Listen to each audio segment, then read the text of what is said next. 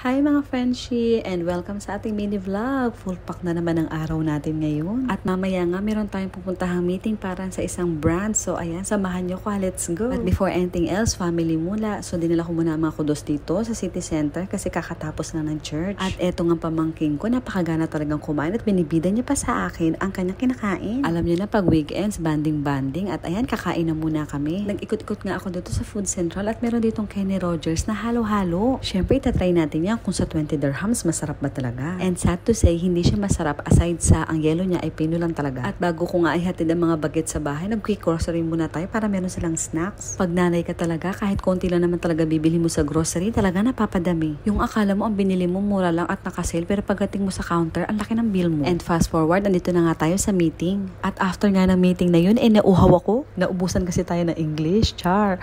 At dumiretso na nga ako dito sa Waymart para naman imit ng ating super good vibes family. Masarap talaga yung mga tinapay nila dito at paborito ko kaya medyo mamimili tayo ng konti. At syempre, first thing first, lapang muna ang mga farson. At after nga namin kumain, umakyat kami dito sa second floor kasi nandito yung kanilang grocery. May mga sale din sila dito guys. Dito lang to sa Maydera, malapit sa Clock Tower. At ito ang isa sa mga hinuhord ko dito. Hindi ko alam kung anong pangalan nito. Paki-comment na lang below kung alam nyo. Sobrang favorite ko to kasi ang sarap-sarap. Kasama ko nga pala dito si Willard at si Ate Cherry. Shoutout na lang kay Jelly kasi may pasok siya. Isa nga sa mga pinupuntahan ng mga tao dito, itong mga fresh seafood nila kasi nga ang gaganda pero mamahal. At para sa ating mga Pilipino, meron din sila ditong pork section. Favorite ko dito yung kanilang mga buns, siomay, ang sarap. At after ko nga maihatid si Ate Cherry saka si Willard, dumaan ako dito sa McDo. Kasi ang aking unika iha na si Alexia ay nag-message na take outan ko daw siya ng Oreo McFlurry. And finally, ayan nga at pauwi na tayo. Tapos na din ang ating mga ginagawa at maraming salamat sa inyo lahat sa panonood ng ating mini vlog. I'll see you in my next one. Bye!